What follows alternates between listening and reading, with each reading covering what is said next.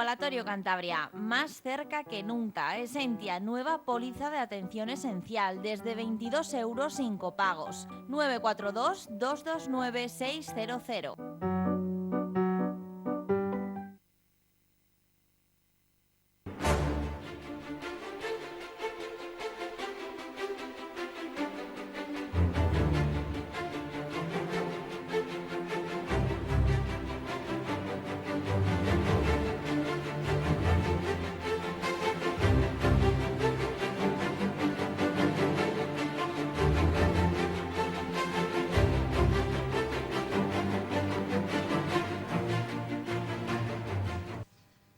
Un saludo, bienvenidos a una edición más de Pulso Empresarial en Televisión Popular, en su televisión regional. Aquí estamos en una jornada más con nuestro invitado, nuestro experto en mercados, don Aurelio Sastre. Un saludo. Un saludo y muy buenas tardes. Bueno, tenemos que hablar de la noticia de la semana, del día, del mes, esperemos que no sea del año, que es este esperpento que estamos viviendo en Cataluña, este asalto al Estado de Derecho, esta desvergüenza de la Generalidad y esta estafa a los ciudadanos.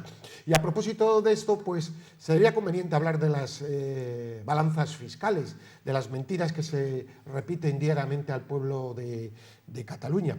Y es que Cataluña no es, ni con mucho, la comunidad que más aporta por habitante al resto de España, lo es en más del doble en Madrid, es decir, 19.205 millones más lo que aporta la Comunidad de Madrid que lo que recibe, mientras Cataluña se queda en 9.892. Y hay otras comunidades que también aportan mucho, por ejemplo, cada balear aporta al Estado 1.373 euros, pero cada madrileño 2.979, y los catalanes 1.317. Por lo tanto, lo de la balanza fiscales es otra estafa más, otra mentira 1000 veces repetida. Respecto a Cantabria, pues Cantabria recibe, si los datos que hemos podido conseguir, 516 millones más que lo que aporta, pero no es una cantidad muy significativa y no es de las primeras comunidades. Precisamente está, digamos, en la tabla media en cuanto a percepción-recepción. Don Aurelio.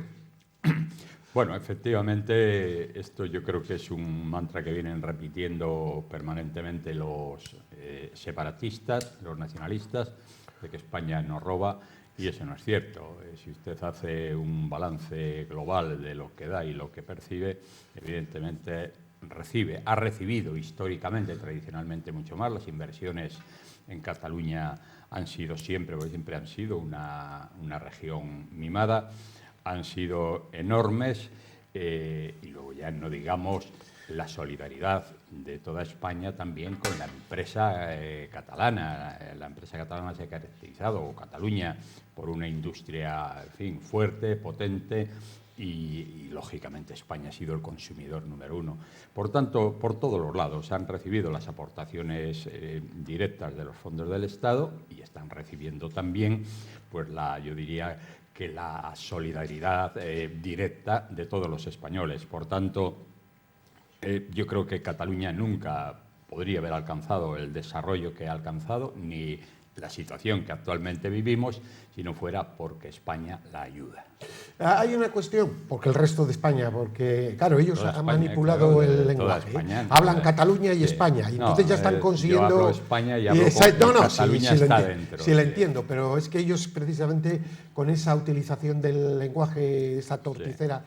Sí. Y hay una cuestión muy importante que es que la hacía en el digital de Popular Televisión, un artículo, el SENI, la gran estafa del SENI. El SENI es una gran mentira, porque el SENI puede hablarse de sentido común, de una superioridad moral, y Cataluña, ni antes de la Segunda República ni después, ha demostrado una superioridad moral en nada. Justo todo lo contrario. No significa que haya gente maravillosa, extraordinaria, tan buena como en el resto de España, pero como sociedad es una sociedad taciturna, manipulada, utilizada y llorona, y además que demuestra su sentido de la inferioridad creyéndose que son superiores. Y ese análisis hay que hacerle desde la objetividad, y esto es lo que pasa en el aspecto económico, que continuamente vemos las inversiones para las Olimpiadas, hemos visto las inversiones que se están haciendo con el tren de alta velocidad, el corredor mediterráneo que está en marcha, etcétera, etcétera.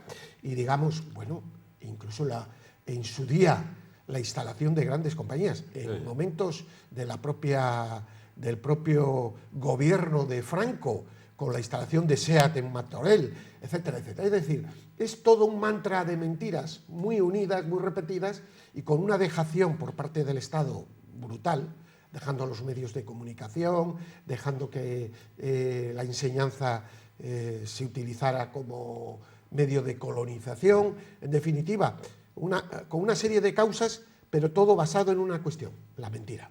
Ha sido así, lo han basado en la mentira.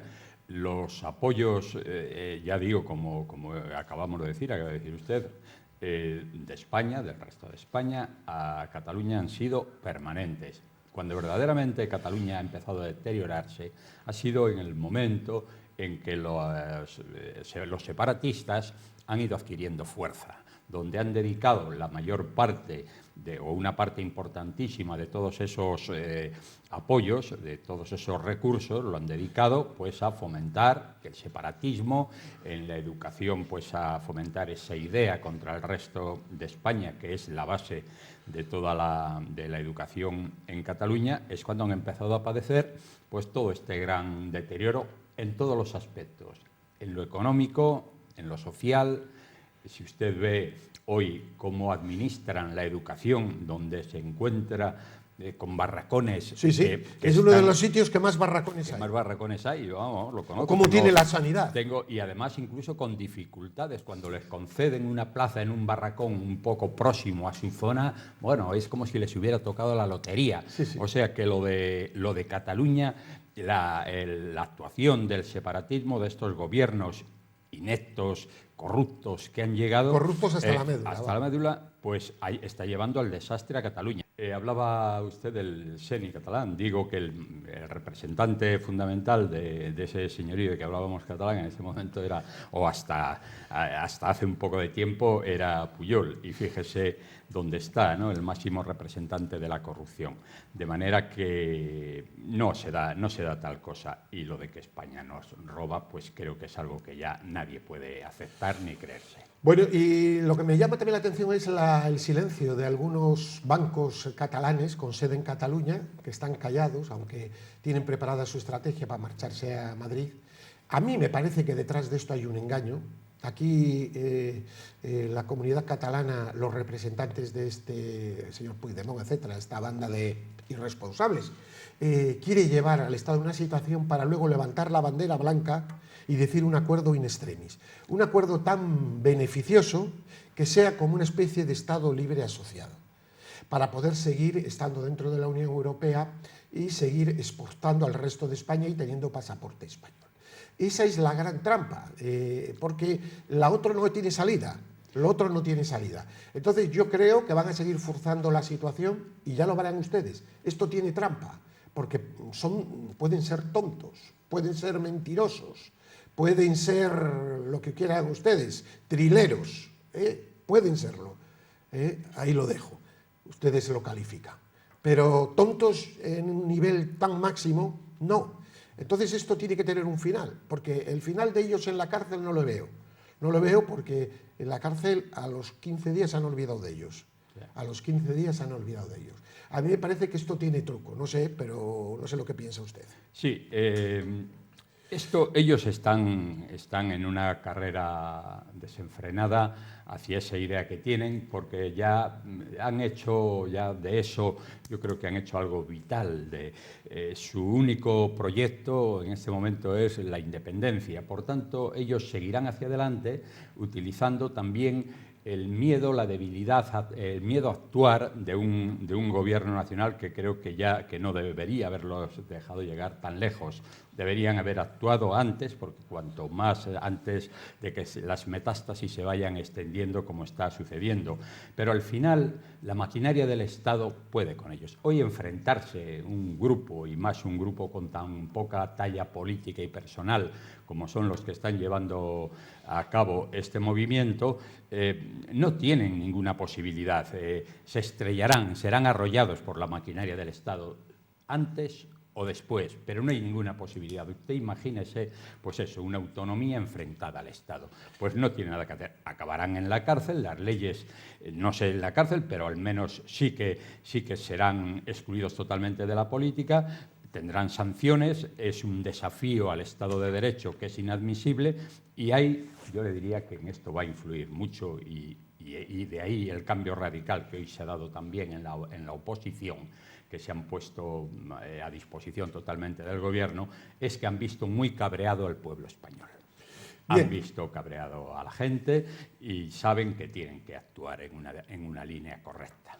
Bien, vamos a hablar de energía y hablamos recientemente de las nucleares. En los próximos años, poco a poco, van a ir venciendo los permisos de utilización, de explotación de las nucleares. El secretario de Estado de Energía, Daniel Navia, ha hecho unas declaraciones en las que ya anuncia que habrá que prorrogar 10 años la vida útil de las nucleares, cosa que nos parece fenomenal siempre que tengan las garantías, pero también había que haberlo dicho antes. Está fenomenal ya decirlo y hay que empezar a trabajar en ello con las garantías correspondientes, porque España no puede prescindir, por lo menos en los próximos 10 años, en los próximos 10 o 20 años, del mix nuclear. No puede desprenderse de las centrales nucleares, porque quedaríamos en una situación energética de dependencia muy grande que el Estado, el país, no se lo puede no lo puede solucionar, no lo puede pretender. Es cierto. Uno de las asignaturas pendientes que tiene España es la energía. Energía escasa y energía cara. Por tanto, yo creo que es uno de los proyectos que hoy el Gobierno tiene que abordar con más urgencia, el Gobierno y los gobiernos, el Gobierno central y las autonomías. ¿Y cómo hay que hacerlo? Pues evidentemente, es lo que se ha dicho siempre, tiene que haber un mix energético. Aquí no podemos depender de una sola energía porque ninguna de ellas produciría la suficiente cantidad como para satisfacer las necesidades del país. Por tanto, hay que contar con todas, hay que seguir contando mientras esa energía esté ahí y, en fin, dotándola de la mayor seguridad, como se viene haciendo en el resto del mundo. Habrá que contar también con la nuclear. Hay que desarrollar las energías renovables, pero además rápidamente, porque para el 2020 ya se habla de que un 20% de la energía ha de ser procedente de energías limpias y, por tanto, la energía eólica, la energía solar, que hoy ya son muy rentables, hoy los costos son infinitamente menores, la capacidad de producción, si hablamos de la eólica, los aerogeneradores ya se puede multiplicar por 4, por 5, incluso por 10 la capacidad de producción que tenían hace no mucho tiempo, y con la solar sucede lo mismo. Hoy la solar, los costos de instalación han bajado de manera espectacular, de tal manera que hoy son energías rentables. Por tanto, un mix energético, la hidráulica, la energía eólica, la solar y con la energía nuclear, pues creo que tendríamos resuelto este problema. Está bien abrir ese debate. Claro, el problema está que los partidos políticos optan muchos por la demagogia, ¿no? Es decir, en vez de hacer un pacto por la energía, en la que hubiera unos tantos por ciento hidráulica, eólica, que tiene que seguir en aumento, voltaica, sí, etcétera, fotovoltaica, quería decir, utilizarán este asunto como arma arrojadiza al tiempo, algo que es realmente inoportuno y sobre todo muy lamentable. Uno de los problemas que tenemos hoy en España, y lo vemos en las comunidades autónomas, es que dejan dormir los problemas que hay, no se abordan, no hay una previsión, sino que se abordan cuando surge el problema, cuando ya hay una necesidad muy fuerte, es cuando abordan el problema. No hay previsión. Es una de las situaciones que vivimos. Lo vemos pues mismo, pues, no sé, con el agua, ¿no? Cuando hay que el suministro de agua. Se acuerdan de ello pues cuando deja de llover, cuando empieza a escasear. Hay que tomar medidas. Yo creo que hay que tomar medidas con tiempo sobre todos los elementos que son vitales para una nación o para una región. Y con la energía está sucediendo. Yo creo que se están durmiendo en los laureles. Tenemos muy aletargados a todos aquellos que son los responsables de desarrollar estos elementos que son vitales para el desarrollo económico y social de una sociedad. Lo de la energía es muy lamentable porque hoy vemos la incidencia que está teniendo en la sociedad, en las empresas, en las familias. Las empresas hoy tienen problemas de competitividad, no por los salarios de la gente, lo tienen por el costo de la energía. Incluso se habla de desubicación, ¿no?, de movimientos de empresas hacia países donde la energía tiene costos menores. Por tanto, yo creo que eso hay que mirarlo, pero con urgencia. Es que usted ha tocado ahí la tecla. A la hora de competir una trefilería o cualquier otra empresa de fabricación de cualquier tipo de productos, si la energía en España, que es más cara que la media de la Unión Europea, bastante más, por ejemplo con Alemania las diferencias son mayores, se está creando un lastre a la competitividad y de esto no se habla. Es decir, ni por supuesto los grupos ecologistas no tienen ningún tipo de credibilidad. Ahí tenemos la gran agresión de la China del Norte. Y no he oído nada, ni a los pacifistas, ni... No hay nada que decir, con una amenaza nuclear de una gravedad tremenda. Bueno, pues aquí estamos, ¿no? Todo es una mentira. Bueno, pero me pregunto, entonces, ¿habría que hacer un estudio de las necesidades reales y del coste de la energía en Europa? ¿Y por qué la media puede ser más barata? Y esta es una clave para nuestra competitividad. Y la competitividad son más puestos de trabajo y más número de empresas. Así se entiende la competitividad. Sin ninguna duda, hoy un desarrollo adecuado, correcto, de acuerdo con las necesidades de la energía, generaría riqueza de una manera espectacular, porque países como España tienen capacidad para producciones. Solo falta que los políticos despierten y comiencen a actuar sobre ello. Yo creo que no hay ninguna razón para tener los problemas con la energía que tenemos aquí. Lo del costo tan enorme no tiene sentido, ¿no? Y el problema es ese, que no se aborda. Hemos tenido los ministros, el ministro Soria, pues yo creo que toda su actuación fue absolutamente negativa, y hoy Nadal pues no parece que esté muy preocupado con resolver este problema, y es uno de los mayores problemas que tenemos en España. Hemos hablado aquí muchas veces en los últimos 4 o 5 meses que ahora ya la asignatura pendiente en España es aumentar la capacidad de consumo de los ciudadanos. Y es claro, aunque ha aumentado el consumo este verano, un poquito, un 2%, no está mal, hay que conseguir que los ciudadanos tengan más dinero en su bolsillo, tengamos más dinero en el bolsillo, para poder aumentar la demanda interna. Se puede hacer vía impuestos, cobrando menos impuestos, y también vía salarios. Y la cuestión debe de ser ir en 2 direcciones. Ahora, esto de subir por decreto, el otro día escuchaba al señor Sánchez que hay que subir un 2 o un 3%. Claro, yo digo, me parece fenomenal. Y habrá empresas que pueden subir incluso más. Pero hay otras que no lo pueden decir. Es decir, que por decreto esto no se puede hacer. Sí se puede hacer en el salario mínimo interprofesional, que por cierto hace un año se subió bastante, además a través de un pacto, y se puede seguir aumentando ese salario, se debe, pero esto de por decreto, manu militari, no lo veo yo factible, ni que muchas empresas lo puedan solucionar. Se puede crear un problema mayor. No, claro, y no tiene sentido cuando además se está viendo que prácticamente todos los países están actuando en la dirección contraria. Usted está viendo Estados Unidos ha bajado de una manera espectacular. Dinamarca va a bajar, pero los impuestos de manera impresionante. Lo va a hacer, lo está haciendo el Reino Unido, lo hará seguramente Francia, y resulta que aquí estamos en la dirección contraria, cuando aquí tenemos un sistema, una imposición ya suficientemente elevada. Lo que sí hace falta es seguir insistiendo en que hay que aumentar los salarios, sobre todo la gran empresa, que es la que es el motor, la locomotora, ¿no?, que tira de todo lo demás. La gran empresa hoy tiene capacidad para aumentar los salarios, porque nunca han sido los salarios un problema para la competitividad de las empresas. Eso se ha demostrado durante la crisis. Hay que aumentar los salarios. Es la manera de que pueda aumentar el consumo. Si la gente tiene más dinero, lógicamente consume más, y es la manera de incrementar, de ir resolviendo los problemas económicos del país. Un país no sale adelante si no hay consumo interno, y hay que aumentar también, al menos en la proporción en que aumenta el costo de la vida, de las pensiones. Y para eso hay que hacer un control serio de las o sea, administraciones del déficit. Claro, con una administración con la catalana, que no saben ni lo que hacen, con otras administraciones que gastan muchísimo más sin control alguno, así no vamos a ningún sitio. Porque es que, claro, el déficit público en sí mismo es una metástasis.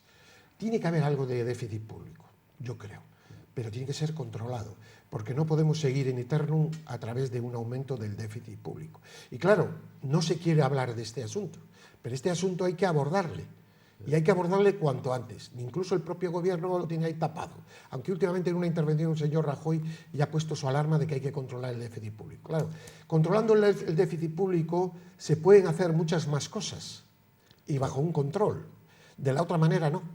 Lo que hay que controlar, el déficit público debe existir porque muchas veces es el recurso para llevar a efecto esos elementos solidarios que todo Estado tiene que tener. Si hay necesidades, hay que satisfacerlas, aunque sea con un déficit público. Lo que hay que controlar bien es el despilfarro, que es uno de los problemas que hoy hay. Bueno, pero eso lleva a un déficit público desbocado, ¿eh? Sí, por eso. Es decir, por eso, que un poco de déficit público puede estar. Pero mire usted la situación de Alemania, que no tiene déficit público, tiene superávit. Claro, la libertad que tiene esa sociedad es mucho mayor. Es así. Es que nosotros ahora dependemos de los inversores institucionales internacionales. Pero el que exista un déficit público... De un 40, un 50. No, claro, cuando está habiendo un control del gasto y que ese déficit va muy dirigido a necesidades muy concretas, pues bien, pero cuando se trata pues eso, de tirar el dinero, pues como está sucediendo con estas autonomías, como en Cataluña, sí. Pues fíjese, es un ejemplo. De todas maneras, el sistema autonómico español tiene difícil salida en lo económico. Está tocando un tema de una seriedad muy grave. Es decir, y en eso no se trata de ser autonomista o no ser autonomista, sino decir de que tiene deficiencias. Y habría que reunir otra vez muchas actividades y unir muchas actividades y hacer un pacto sobre ello. Pero claro, aquí está la avaricia de controlar más que tienen los políticos. Claro. Yo soy consejero de esto y tengo tantas yo soy presidente de tanto y controlo más. Claro, eso tampoco ayuda, pero sí habría que hacer una reestructuración, primero de la financiación, claro. Asegurar una financiación suficiente y luego algunas competencias debieran devolver al Estado. Vamos, yo eso lo tengo muy claro.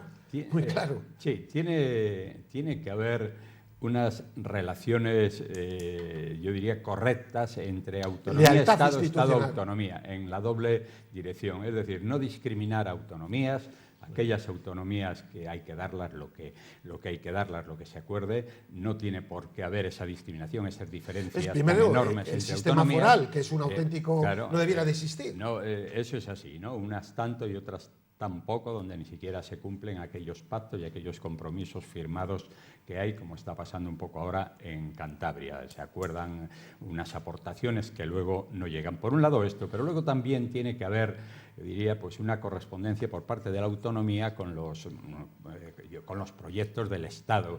Y sobre todo lo que yo creo que tendría que haber era ya un respeto entre instituciones. O sea, no lealtad institucional en todos los aspectos. Claro, no cabe pensar que un Estado americano esté pues dirigiéndose en términos irrespetuosos al presidente de la nación. Creo que en todo eso tiene que haber un respeto y yo creo que eso sería una buena conducta, ¿no? y que lógicamente generaría más respeto hacia todos, hacia las autonomías, hacia el Estado, hacia los políticos, en fin. Don Aurelio Sastre, muchísimas gracias y hasta la próxima semana. Gracias. Y a ustedes les digo lo mismo. La próxima semana, Dios mediante, estaremos con todos ustedes. Paz y bien.